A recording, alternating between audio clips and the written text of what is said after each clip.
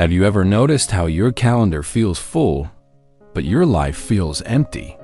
You say yes to meetings, yes to favors, yes to social events you don't even want to attend. And at the end of the week, you wonder, where did my time go? The truth is, it wasn't stolen. It was traded piece by piece, every time you said yes to things that didn't matter. But what if you could Danshari your time? Danshari is a Japanese concept of letting go, a mindset of refusing what doesn't serve you, so you can live with clarity and freedom. What if you could declutter not just your room, not just your closet, but your commitments, and in doing so, finally take back your focus, your freedom, and your life?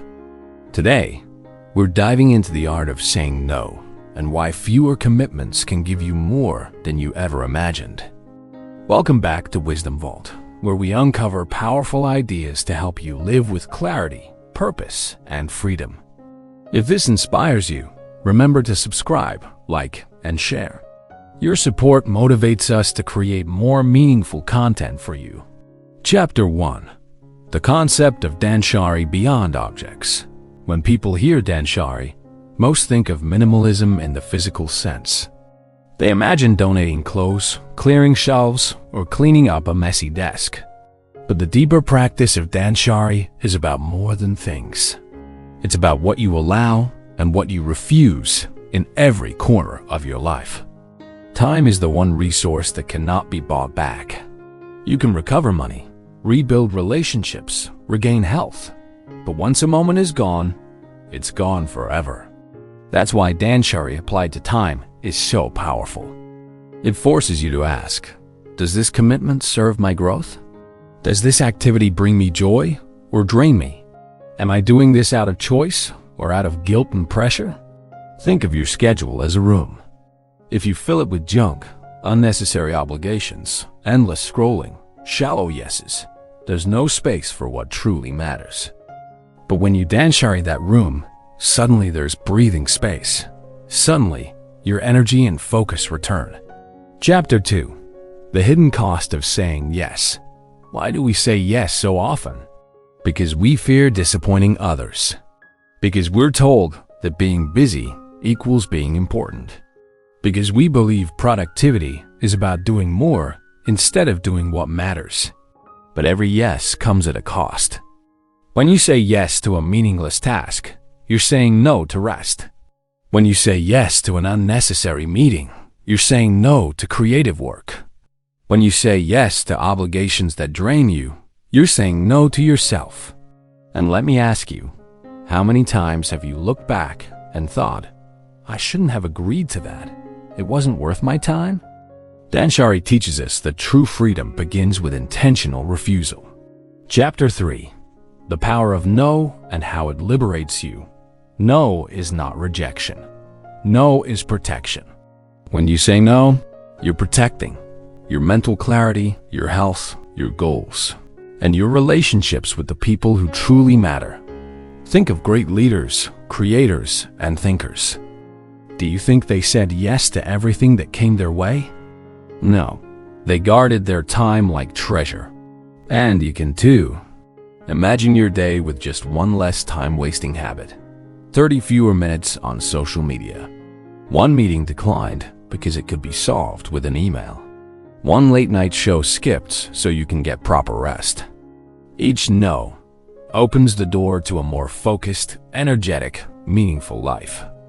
Chapter 4. The challenge to you. So here's your challenge for today. Identify one habit, one commitment, or one distraction you can cut this week. Not tomorrow. Not someday. This week. Maybe it's saying no to a weekend plan that doesn't excite you. Maybe it's refusing to check your phone first thing in the morning. Maybe it's finally quitting that group chat that drains your energy. Choose one. Declutter it. That's your first step in Danshariing your time. And when you do, notice how you feel. Notice the clarity, the peace, and even the small taste of freedom you've been missing. Because once you see the power of less, you'll want to cut deeper. You'll want to reclaim more. Chapter 5. Stories and illustrations. Let me share a simple story. A man was once asked what he would do if he had just 1 hour to chop down a tree. He said, "I'd spend the first 45 minutes sharpening the axe." We live in a world where most people spend the full hour hacking away, busy but ineffective. But the wise know that preparation, focus, and clarity create real results. In the same way, your time is your axe. If you dull it with endless tasks, you exhaust yourself without progress. But if you sharpen it by cutting unnecessary yeses, you achieve more with less effort. Another example. Think of your smartphone.